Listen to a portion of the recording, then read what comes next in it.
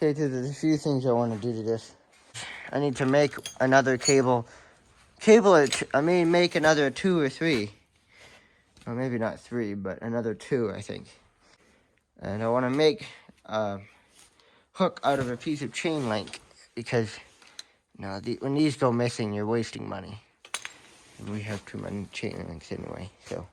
I want to see if I can make one out of a chain link. And chain links are high carbon steel. They're nice and strong. But, I'm still not exactly sure how I'll get it on the cable. So, we'll figure it out.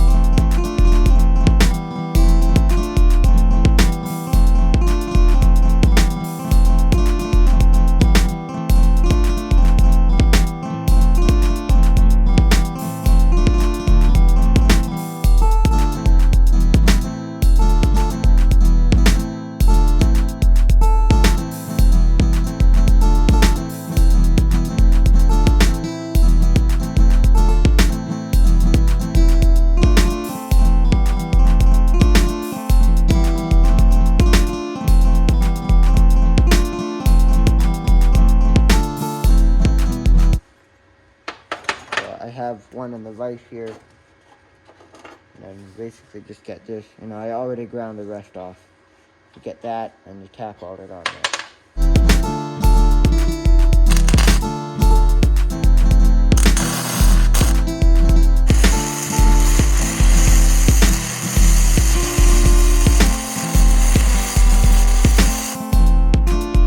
Still too hot to touch with the glove. But this is a homemade hook, and then the end of it would get looped on here, and then you turn this, and then in a loop, kind of like a lasso, and then this part hooks onto it just like that.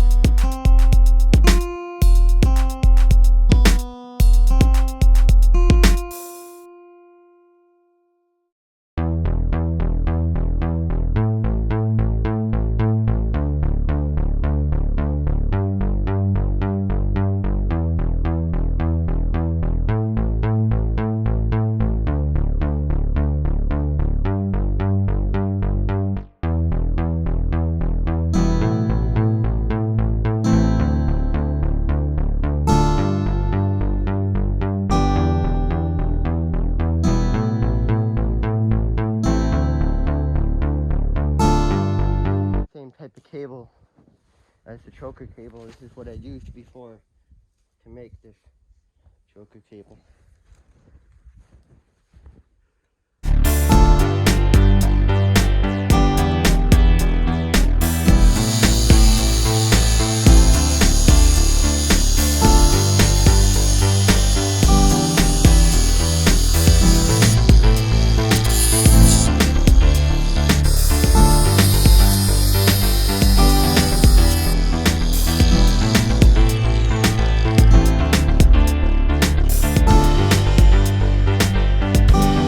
Now we can start putting the, whatever you call those things, on the new cables, and we'll put our new hooks on. And the reason I have 3 there, and so these 2, this one was on here, this one was a spare that I found.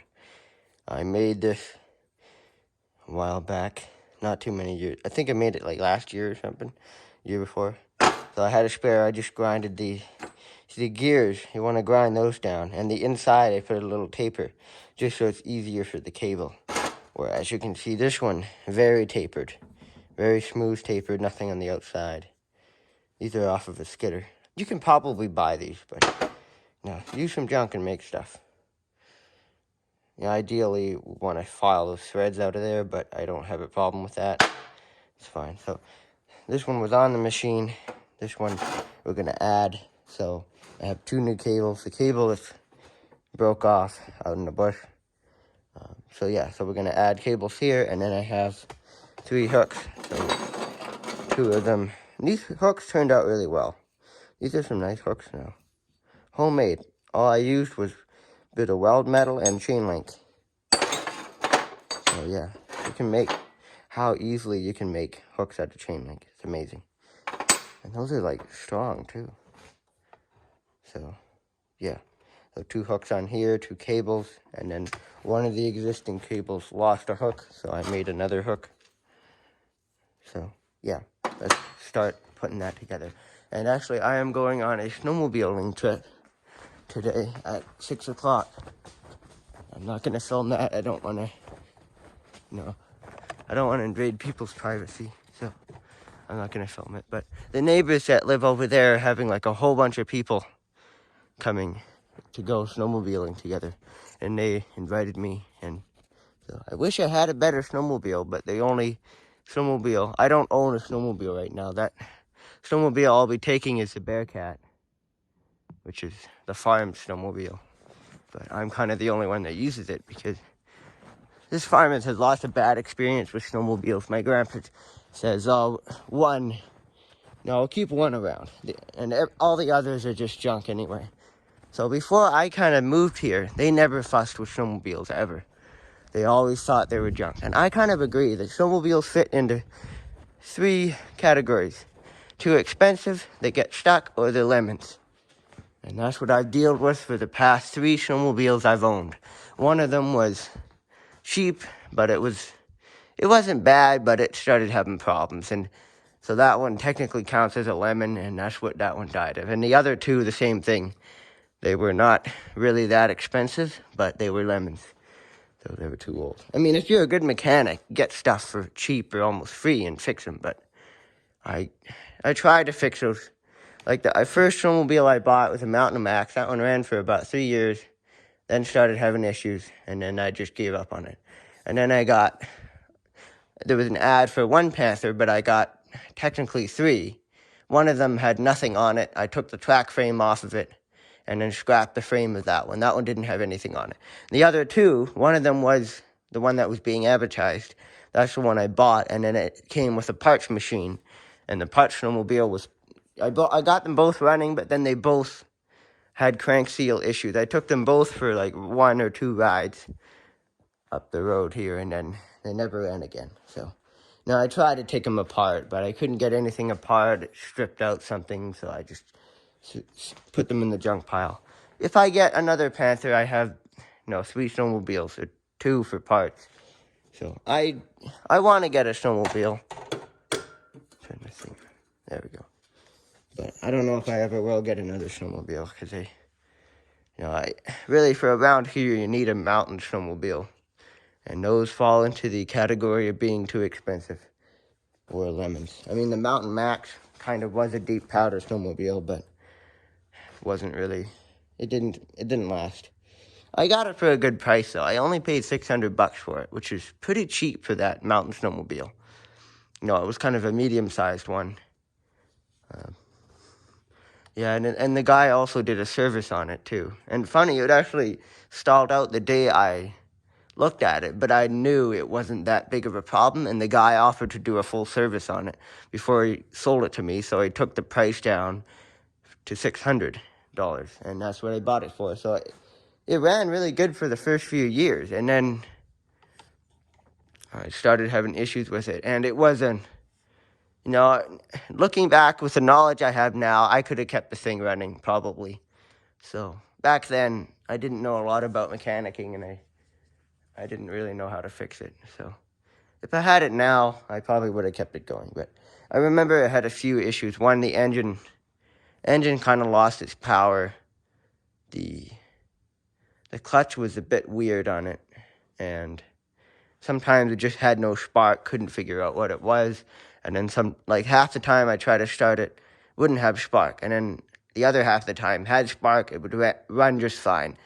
So I don't know. And I checked all the kill switches and everything, and it never had a problem running. But it just, it was weird. It was doing weird stuff. But yeah. So this here, I'm going to see if I can weld this. I just want to weld it to itself to see if it's weldable. If so, then maybe I will just weld those up so that they don't come undone. So, yeah.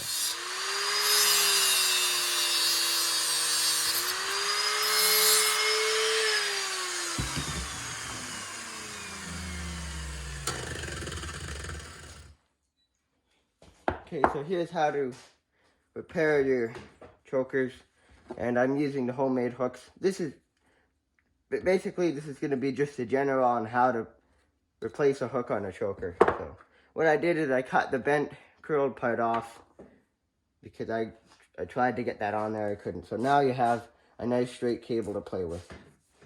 So it depends on the cable. With the really big cables, you know, you may need like a special tool to bend it, but with these smaller ones, you put the hook on there, and this could be any hook basically.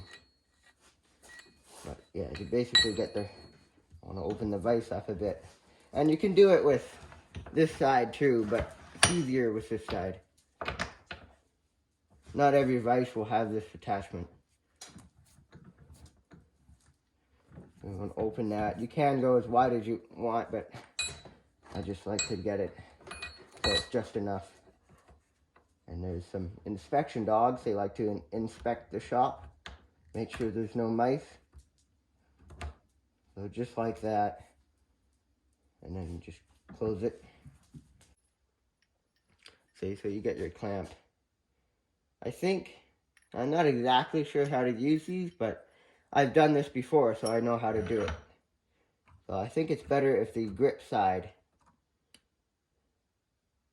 is on here. That way it'll keep this from slipping. It probably doesn't matter, but I think this is the way I've done it before, so.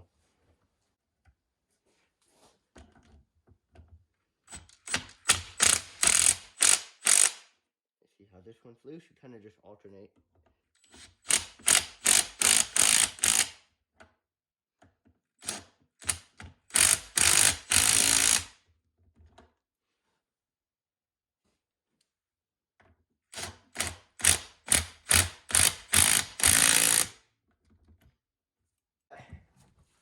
And then you get this, then you put this on there, and you bend this.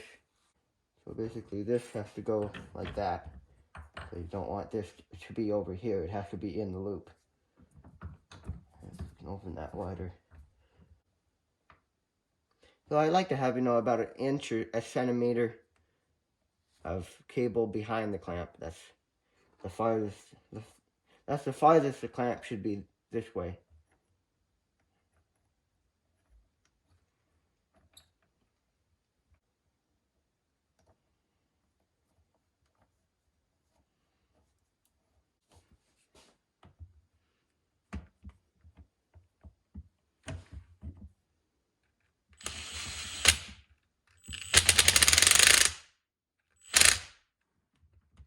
So I'm alternating between the two of them.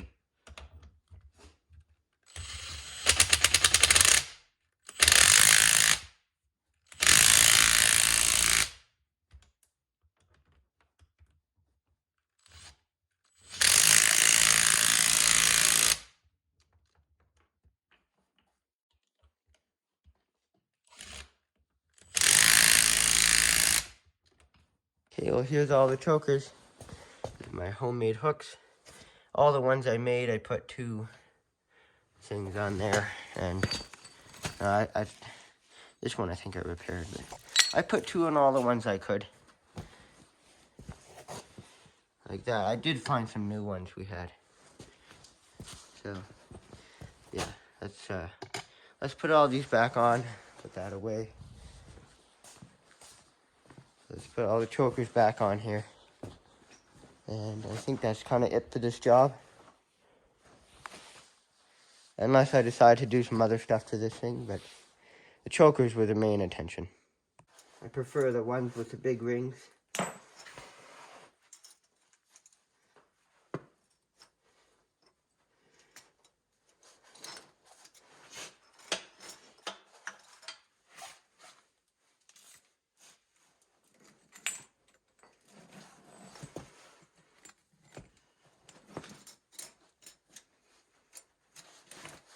This machine is kind of designed for firewood. It's a firewood machine.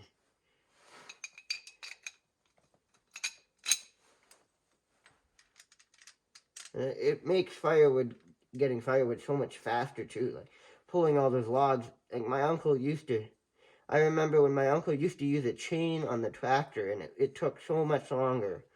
It's like unbelievable. I mean, I think at one point when our pre-farmer skidder was working, my uncle used to use that to get firewood, but the winch quit working on it. So, and also it's a big machine. The tractor is nice and small. You know, the 3-point hitch can lift up and down, which is nice. So I like the tractor and this logging winch better than a skidder. Any skidder, really. Even a small skidder. Okay, and that's on there. Now you got a really nice, decent amount of chokers. And these homemade hooks are nice, too. I think these will work really well. So you just put them on there. You put them around the log like that. Just like that. I'm glad I designed that. I mean, these hooks are, for chain link, they're so simple to make. You just got to remember to weld this thing on the right side. Like this here, the chain link. It goes like that, and I cut a slit out of it. And then just welded this chain link to it. And it's like a factory-made hook right there. Can't believe how easy that was. I don't know why I never made those in the first place. Look at those. It's perfect. Nothing better than that. It's almost better than the factory hooks. I like that. It's a good system. Okay, well, I guess that's it for fixing the logging winch. Or fixing the chokers on there. It's kind of a all about chokers type of video.